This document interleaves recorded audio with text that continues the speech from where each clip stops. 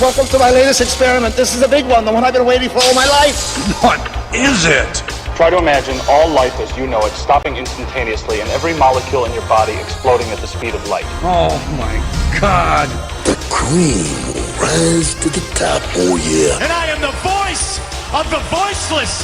And there is no one that does it better. The Guy and Harley podcast, streaming all over your face. Perhaps that was the most important part. Can you dig it?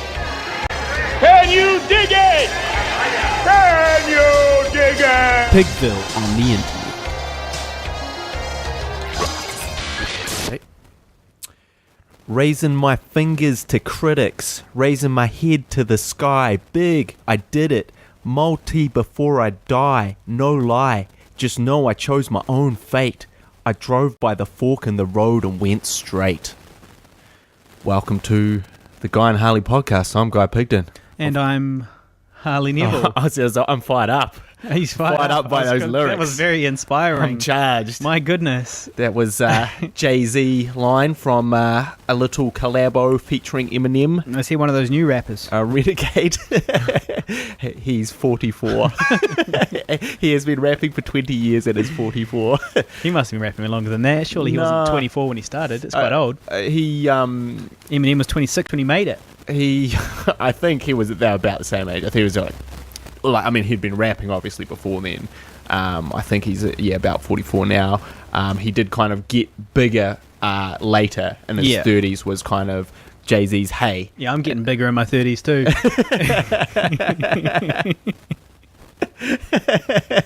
Unfortunately, we both are, but not in the way we might have hoped. So got a lot to talk about. Good. Got a lot to talk about on the podcast. This is a filmmaking podcast. This is a podcast about our lives. Guy and Harley, two best friends, two filmmakers, two journeymen, traversing indie film and the ocean of time. And the ocean of time. And I did want to just quickly mention that you reached, I don't know if I've coined this term, but I feel like I'm going to take it. You reached a state of Nerd-vana last night when I walked into your room. You'd reached Nerd-vana because you were streaming the latest episode of Game of Thrones while simultaneously listening to, was it a podcast or a YouTube clip? No, it was a live YouTube lecture. A live YouTube lecture. A 2-hour lecture. 2 hours. Where they, with Bill Nye. Yep. The science guy. And Neil deGrasse Tyson and some other backbenchers that I don't know, being interviewed and just talking about science and space for 2 hours. Talking about the universe, basically. Yeah. Live. So that's what you were doing yesterday. That is what I was doing. That's what I walked into. Multitask because I've got this new computer, right? It's got a nice big screen, so I can do multiple things at once. So you would whacking off while I'm writing. Well, that's the thing. The first thing you think is porn. No, Harley's learning about the universe while streaming Game of Thrones. Yeah. Well, what? Yeah. Okay. I'm proud of that. Neil deGrasse Tyson's a fucking man. Yeah. Well, we should probably. He's the guy that. He shouldn't have bitten off Evander Holyfield's ear, though. Good joke. Good, really weird half joke that is actually kind of obscure for a lot of people. You're mixing up Neil deGrasse Tyson with Mike Tyson, the boxer who bit Evander Holyfield's ear.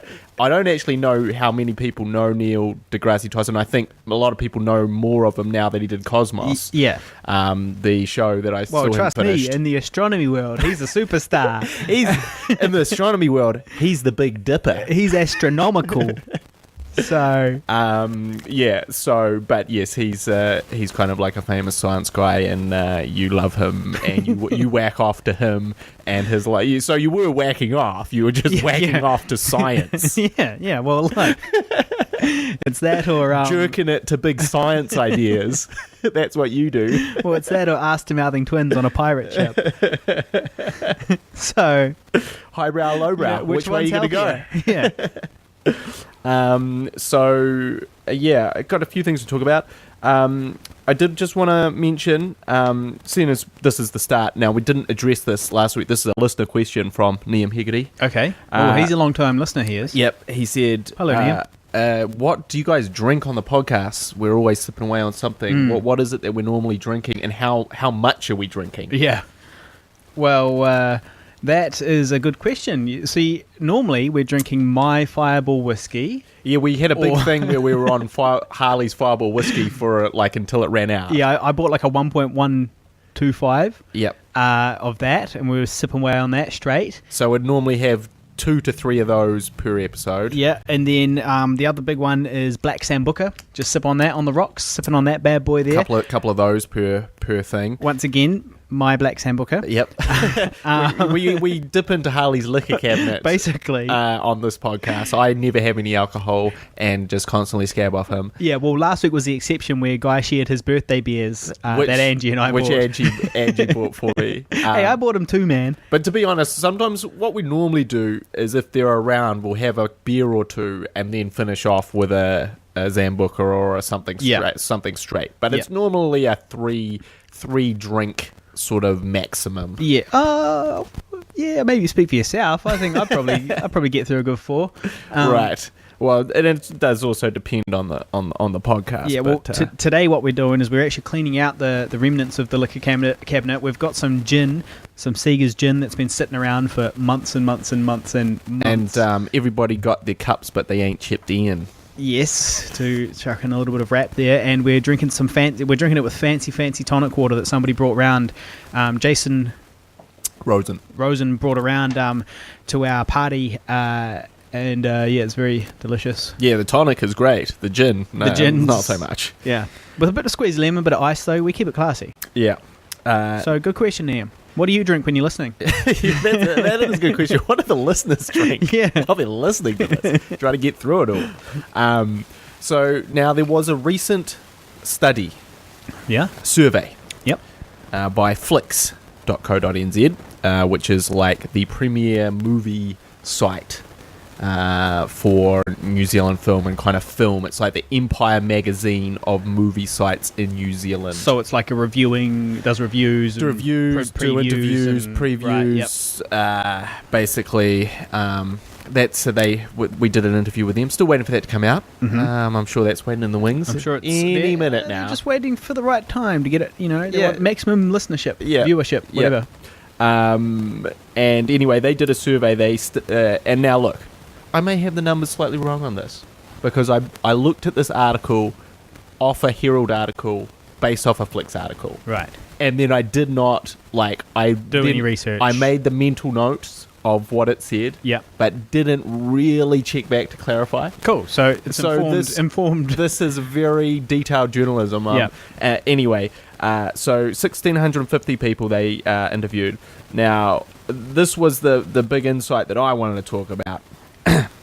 Now, they're saying that within this survey in New Zealand, piracy is down from 87% in 2011 to 41% in 2015. Now, in another part of the survey, lying in Flix surveys is up 46% from 2011. Right. Because that is fucking bullshit.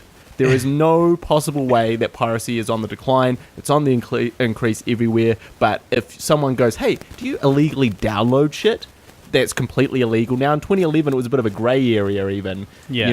They hadn't done that, I don't think they'd pushed forward that rule, that new law about the ability for internet hosts to kind of report on people. Yeah.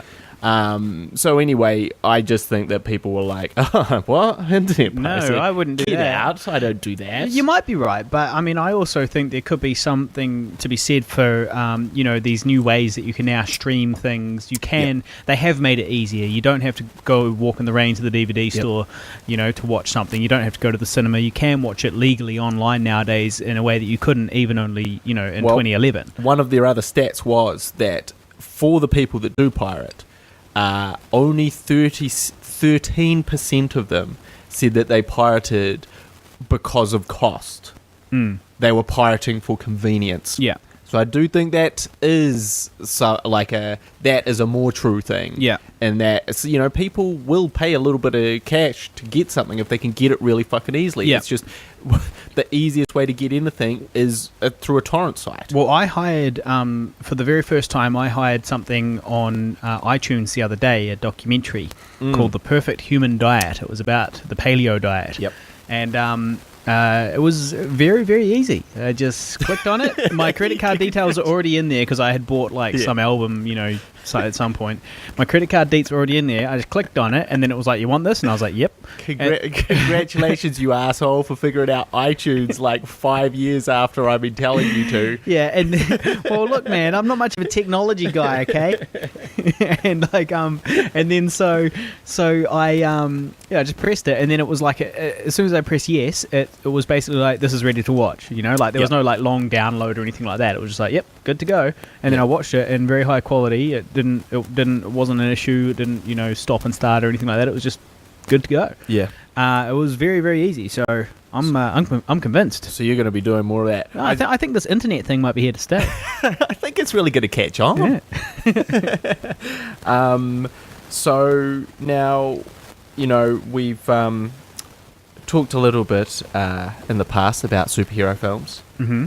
My favourite. But what we haven't talked about, which is what I'm obsessed with when I watch these superhero films, is superhero sex. Right. And I'm talking super sex. Yeah. Right. And I can't help but think when I'm watching all these movies, it's how these people are getting freaky. I reckon that they just don't have sex. Superman doesn't have sex. He's such a friggin' goody-good. That guy doesn't have sex. He would have a boner of steel. And he would have a boner of steel. They would call him the Man of Steel for many reasons. And we've all seen the comics, we just can imagine Superwoman getting flung, into the stratosphere when he blows his load. Okay. Pops off like a cork. She is... pings around the room, Well, this is what I wanted to talk about. I know it is. I can predict that. Because here's the thing, okay? Now... I think there was a discussion in Seinfeld that the idea that Superman's super jizz would basically destroy a normal woman, and blow out because there's the thing, you couldn't control they say Superman can control his strength, right? Yeah, but he's not going to be, which is why he doesn't crush Lois Lane's skull. Yeah, when he. Yeah, and when he shakes someone's hand, he doesn't, break him in half. Yeah. So, but of course, how can you control jizz? Jizz is just coming out. Yeah. So you can't control the velocity of your jizz. Point. That's the whole point of jizz. It's a release, isn't it? You were just releasing it. Yes. You're not controlling it. Exactly. So, that is the one thing that Superman couldn't control. Okay. But... So there's this idea or this theory that he can't have sex with a normal person because he's just going to kill him. Yeah. So he's got to have sex with an appropriate superhero. Yeah. Like Wonder Woman. Or Supergirl, except that's his cousin. Right. So when you said that she was being flung all around the room. Yeah. Well, look, that was his cousin that you were talking whatever's about. Cool, man. Cousins are cool. Well, also, there's not necessarily the same types of rules on Krypton. Yeah, cousins might be cool. Kissing cousins. Maybe it's all you do. And also, but this is what I wanted to pose to you. Okay. Yes, all right. So what if, though... The crux of the matter. Superman, yes. Right? How do we know he even has super jizz? He's an alien from Krypton. How do you know they even jizz? How do we know he even has a penis? Well, that's another point, but I think you can tell from the bulge in his costume, he's got something going on down there. Yeah. But I'm just saying, these are complete aliens. He might, get people pregnant by giving them a kiss or a fucking wet willy, for all you know. It could be completely different. Okay. So I'm saying that maybe he ain't super jizzing, so he ain't super killing with a super sex. Right.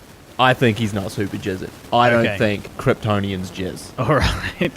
That's the conclusion you've come to. Okay, but now I wanted to pose a second question. All right. Okay. Standing by. So who then, of all these superheroes with their different superpowers, because I've formed a couple theories about some of them. Yeah. Who is the best, who is having the best sex? Who is it?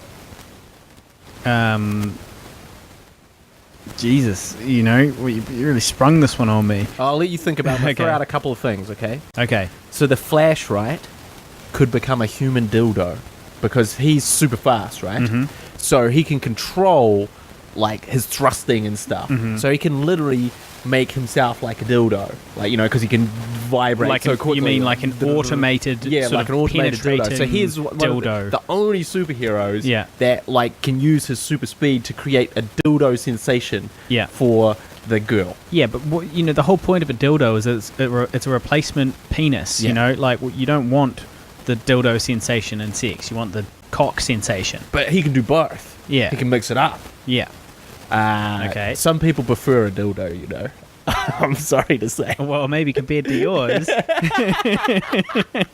I'm sure a lot of people prefer. You just have a little word with Angie before you go thinking you're the man. So there's that's the Flash, right? Now I was thinking Daredevil. He's got it pretty sweet because So he's the blind guy. I've been watching Daredevil. He's the blind guy. He's the blind guy, but Yeah. he can see, like he can kind of see. So through he his can have other sex. senses. He can have sex with ugly girls, and it doesn't even matter. and it doesn't affect him. It doesn't affect him. That's his pretty mental good. state. That's pretty good, right? That's Well, that's our superpower, isn't it? It doesn't affect us when we do it. well, yeah. No, so Speak for yourself on that one. it has no effect. But also, like, his senses are, like, super heightened.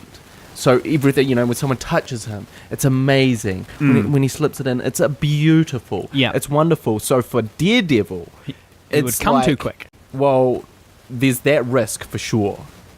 But also, for him, I reckon it's like he's high all the time. Like he's permanently smoked weed. Because everyone and he's having knows, sex. all you listeners out there know that having sex when you're high is good. fucking amazing. When you've been smoking weed and you have sex, You're like Daredevil. All your senses are heightened. yeah. And if you haven't tried this, you guys Get should into use it. drugs. This is a free tip. That's what I'm saying. I'm just endorsing drug use. So Daredevil was like, he's like If being you're over 25. high all the time. Over 25? Yeah, because your brain's developing until you're 25, you know, so you don't really want to fuck with your brain chemistry. Thank you, Professor. When you're under Fucking 25, hell. you know. But Fucking the Professor comes in again. Hey, This is man. fucking science. this is interesting stuff, you know.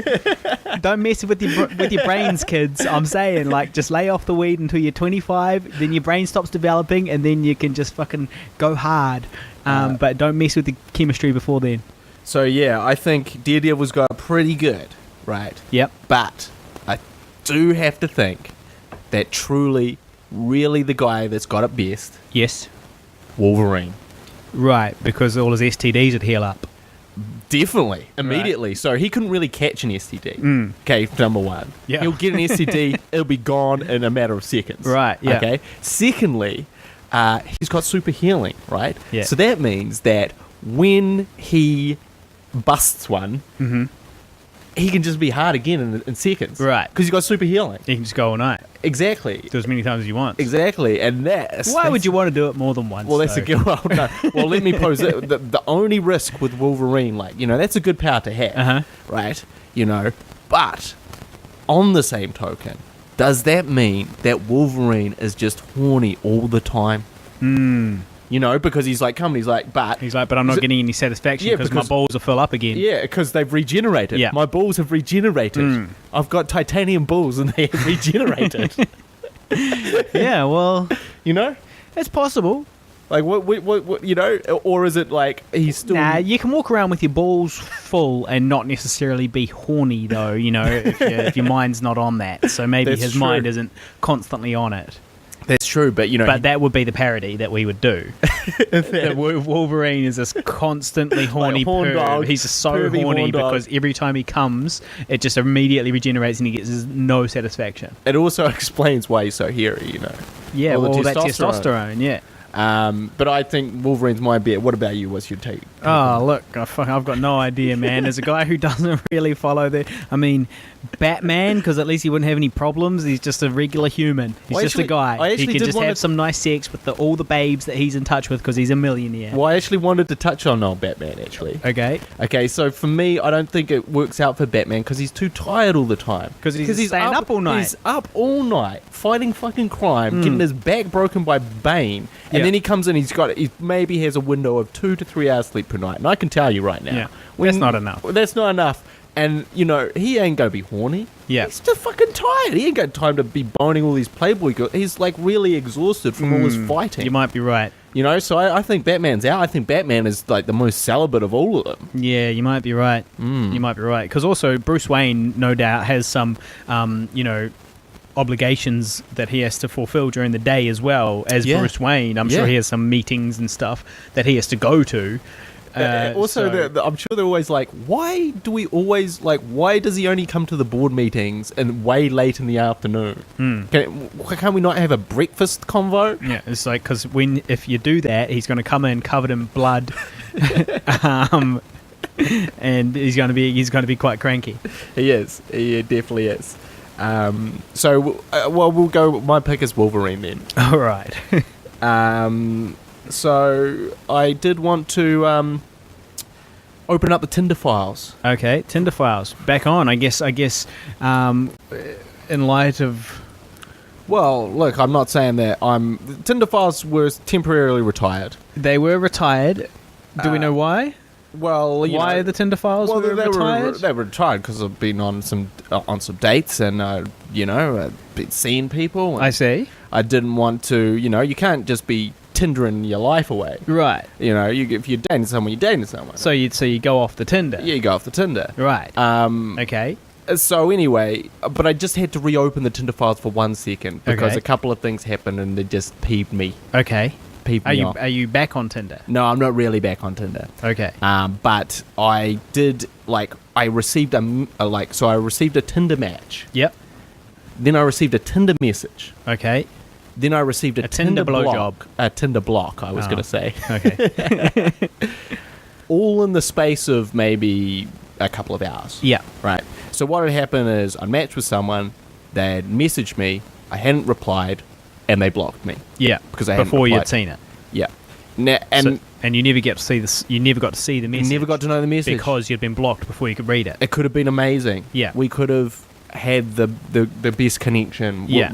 We could have been marriage material, man. It could have been. But now I'll never know because old hasty McBlockerson went ahead and hit the old block. And this happens quite a lot, actually, where you'll get a match with someone and you won't immediately go, hey, bro, what's going on? Like, you're really awesome. And blah, blah, blah. So you don't do that immediately. Mm-hmm. And then you get blocked. Yeah. And because they take it as an insult that you didn't immediately message them. Well, I guess it's just different people use Tinder differently. Well, no, what I think it is people a little bit too addicted to the old social media thing, and they're like, so what they see is like, he's not going to message me. Well, fuck you then. Is actually this person having a life, so they're not on Tinder 24/7, like, immediately ready to jump on it and message whoever you match with. Well, you know what I think happened? She looked at my pictures more closely and blocked me? No, worse. She looked at your YouTube channel, which you put on in the description. So, because that's not in the description anymore. Oh, it's not? You took it off? No, fucking coward. What are you talking about? Don't call me a coward. I put on the zombie trailer. Okay. But that's still on the YouTube channel. Yeah. So on Guy's Tinder description, it's got a link to our YouTube, which has all our videos on it. Well, now it's just a promo for the film. So before it's a trailer, but if you click on the channel, you can see all the other films that we've uploaded, including the various ones where Guy is talking about masturbating and all the other things that he does. Yeah. And so, you can totally see she might have seen him, thought he was cute, liked his pictures, sent him a message. Saw me jerking off to Frodo. Saw him jerking off to Frodo in a gay Hobbit parody, and then decided maybe, he wasn't the one for her. Maybe he wasn't quite as so suave and dashing a director as she might have originally thought. To be fair, my presence on YouTube is far worse than your presence on YouTube, as far as my humiliating roles on our YouTube channel.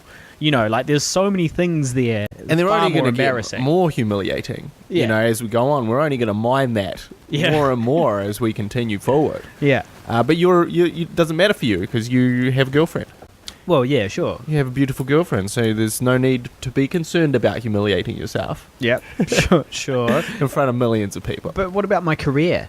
You know, they'll be like, yeah, so we need this short, bald, white guy for Game of Thrones for a pivotal role in season 9 or season what season? Season 7? What season 6? Whatever fucking season we're up to.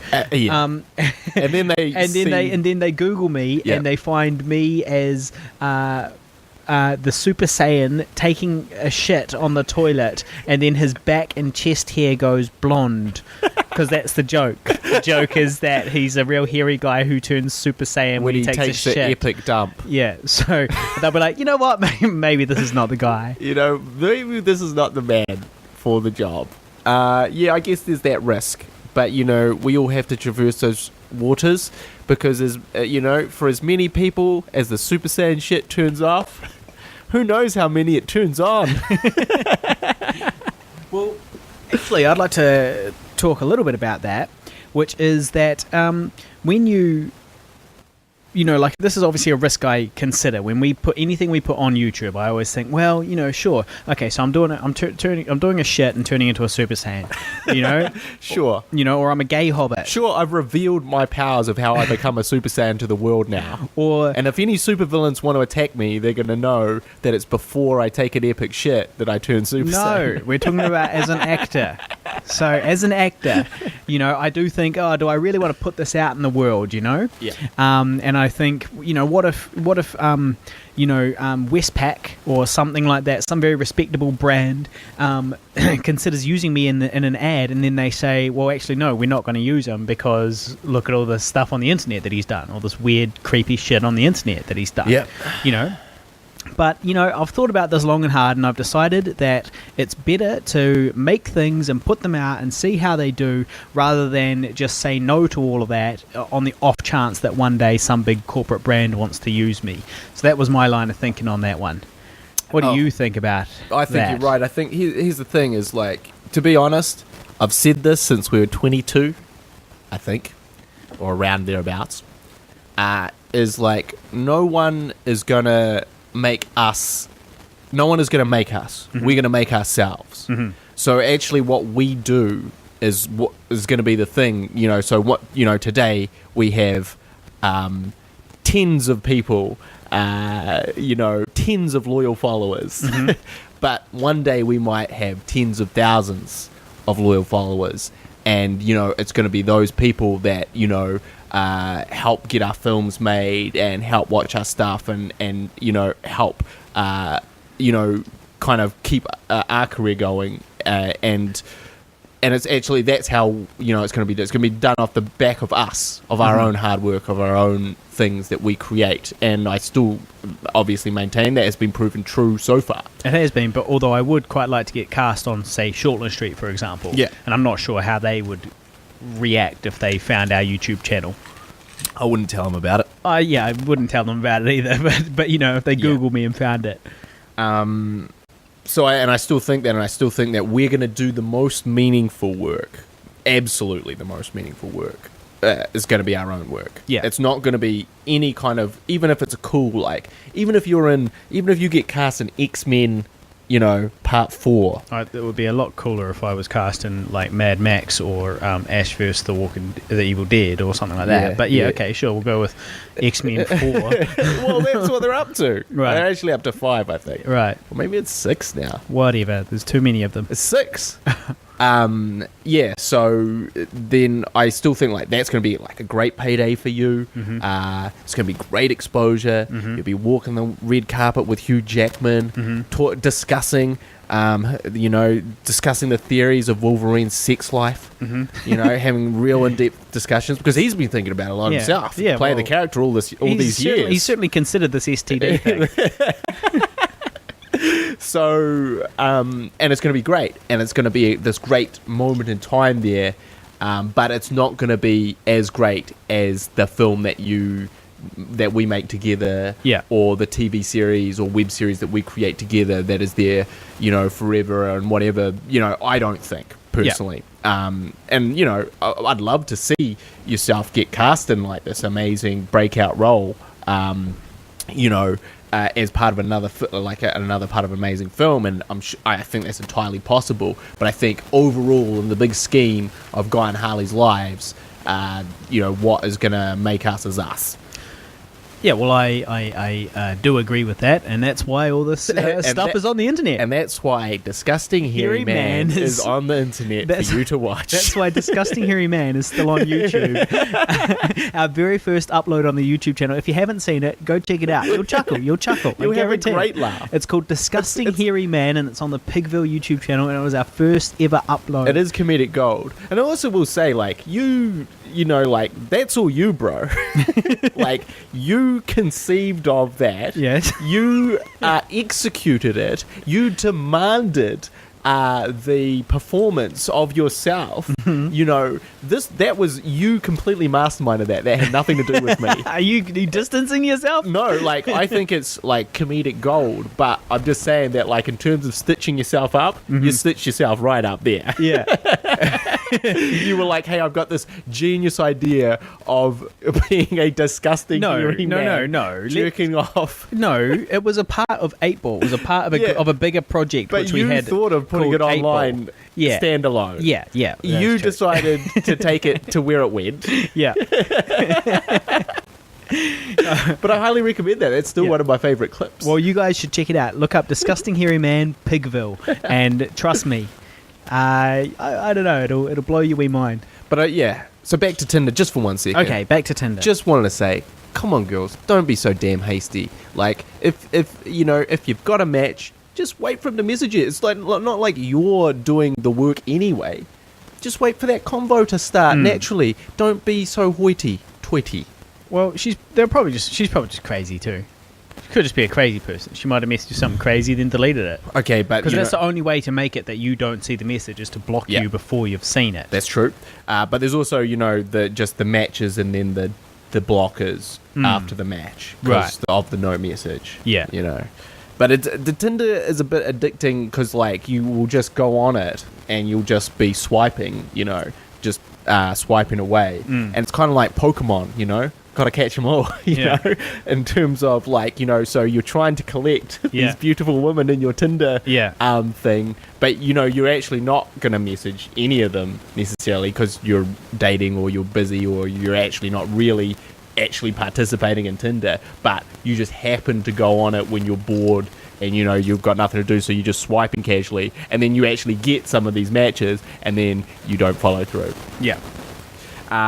So what else we got here? Okay, so I just wanted to mention there's a little film coming out tomorrow.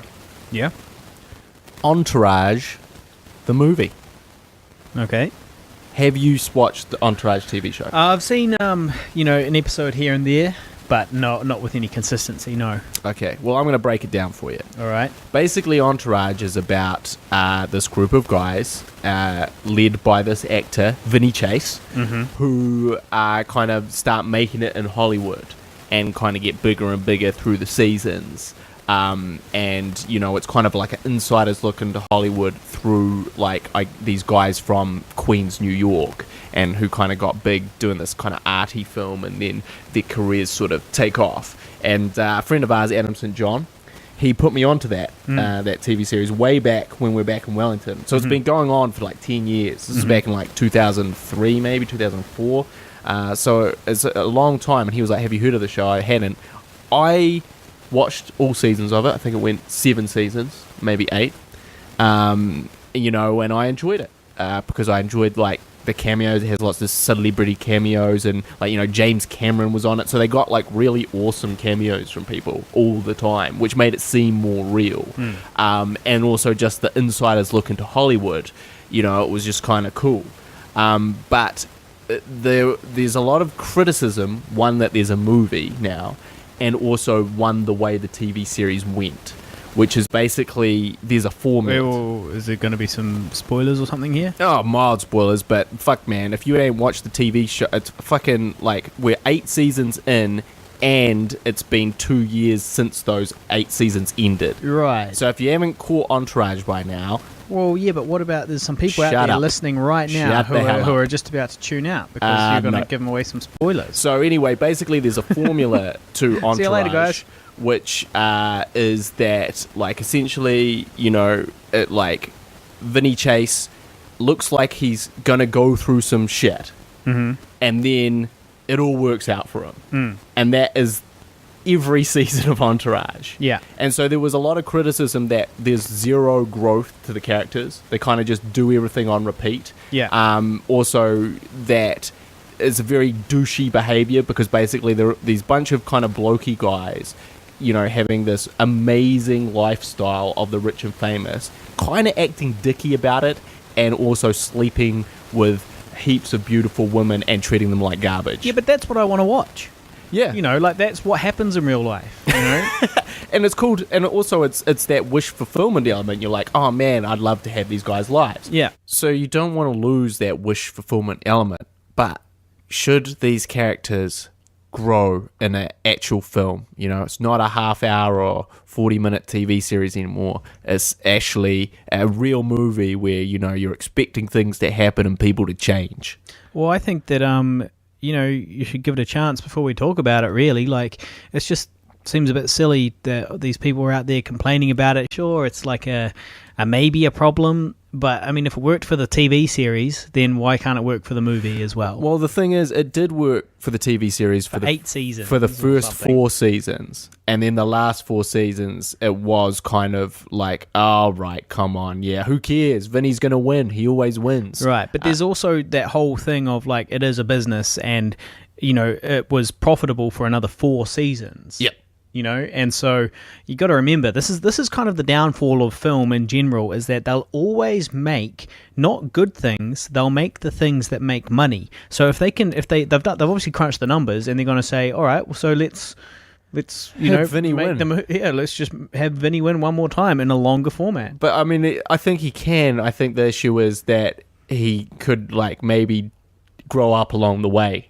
Because also that's the other thing is like you've got like Johnny Drama, which is Vinny's like half-brother, unsuccessful half-brother, unsuccessful ugly half-brother who's like famous for being in like a B TV show and stuff, like, you know, being a bit of a horn dog, which, you know, 10 years ago was fine because he was in his 30s. And, you know, but now is he just a dirty old man? You know?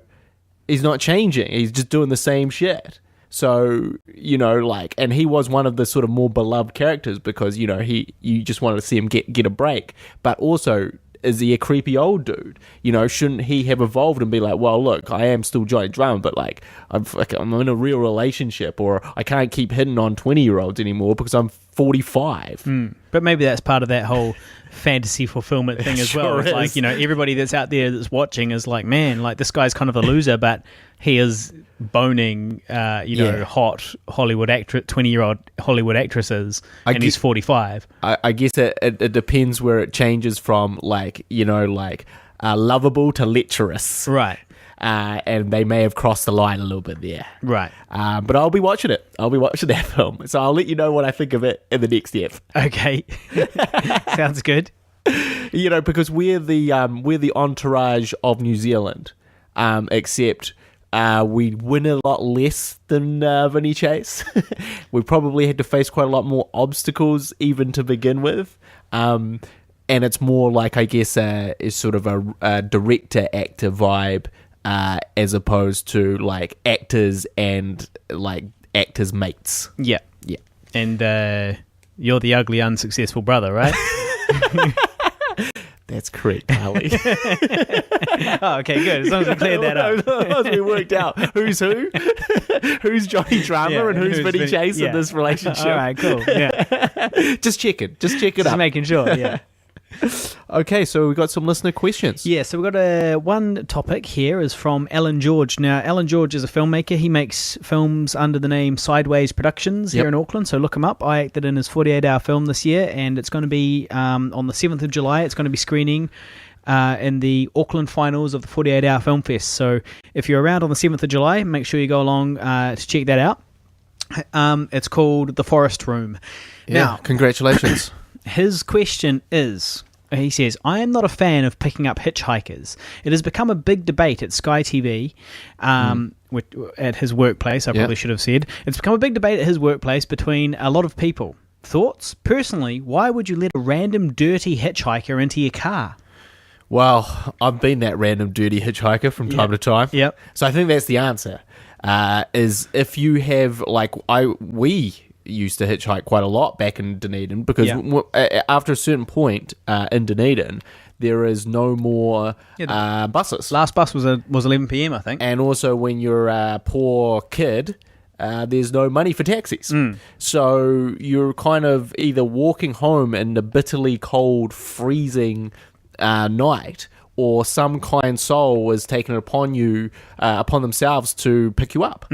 And, sometimes that really did seem like a godsend when that car pulled over. Yeah, for sure. And the thing is, there is not there is, of course, weirdos that hitchhike. Yeah. No doubt about that.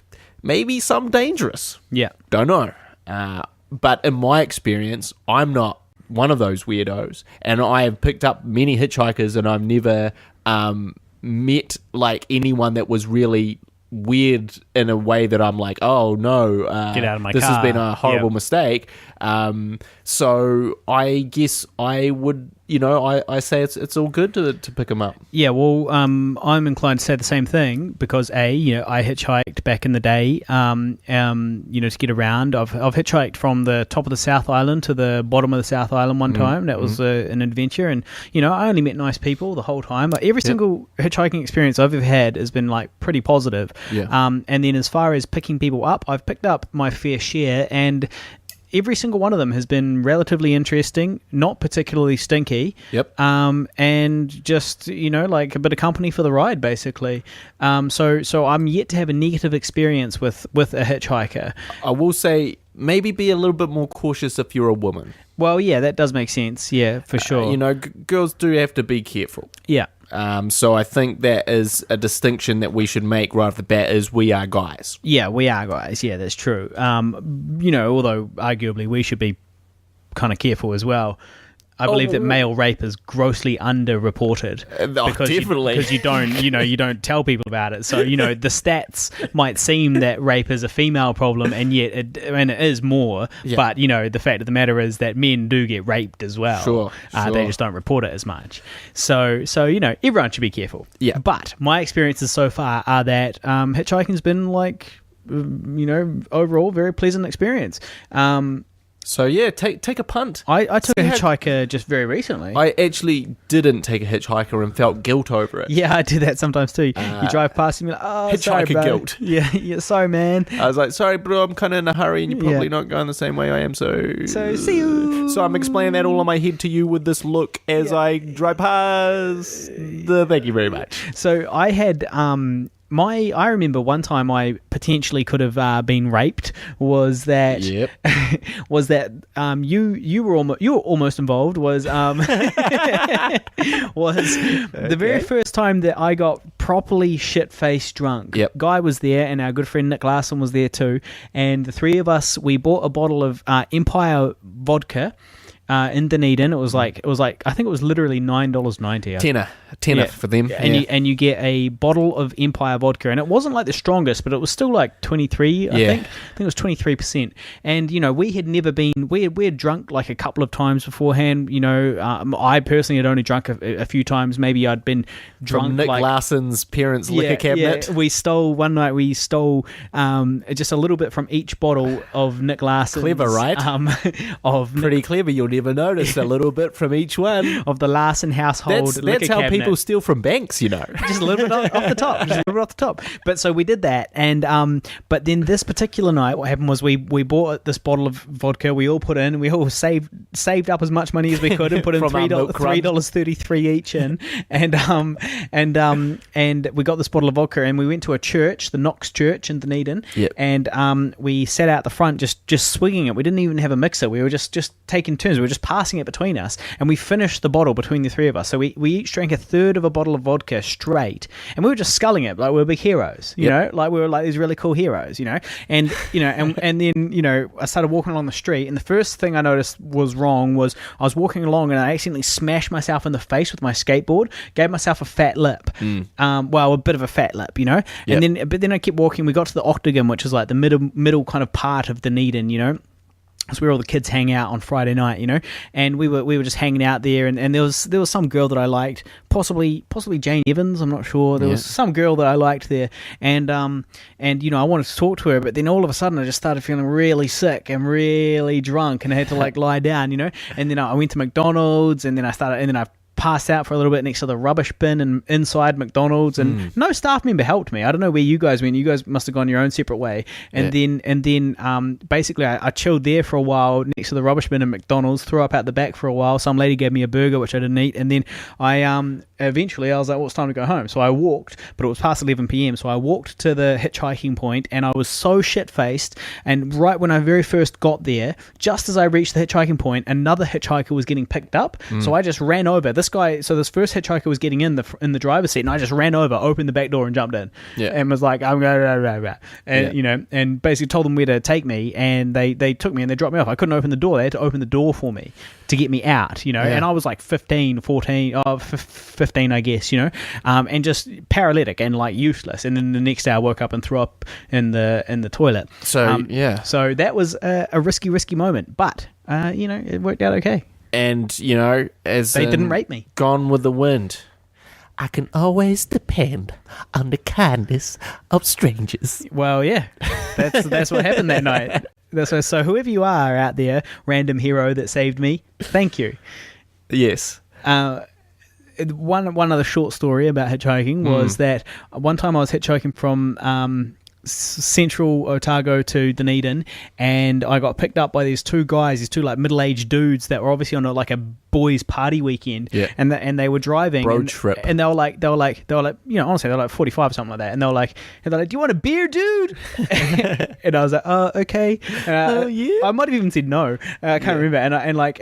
But then they were like speeding. They were going like 140 kind of thing, and the driver was just knocking back the beers, just knocking them back, and I was like, oh, okay, I might be in trouble here. So luckily there was a map in the back seat, so I had no idea what town was next because my geography wasn't that great, and I was only young, but I looked at the next town on the map, and I was like, oh, Lawrence. And so I said, oh, hey, by the way, guys, actually I might jump out in Lawrence. Hey, I've got a couple of mates there, I might just go and visit them. Hey, and then they dropped me off in Lawrence, and they're like, do you want us to wait for you, man? We'll go down to the pub. And I was like, oh, nah, it's cool, I'll just, I'm all good. And then I waited till they were gone, and then I went and hitchhiked again. Good old Kiwi attitude. Do it. So there you go, hitchhiking. Do it. I'm cool with it. Think about it. You're saving carbon. You're fostering a sense of community.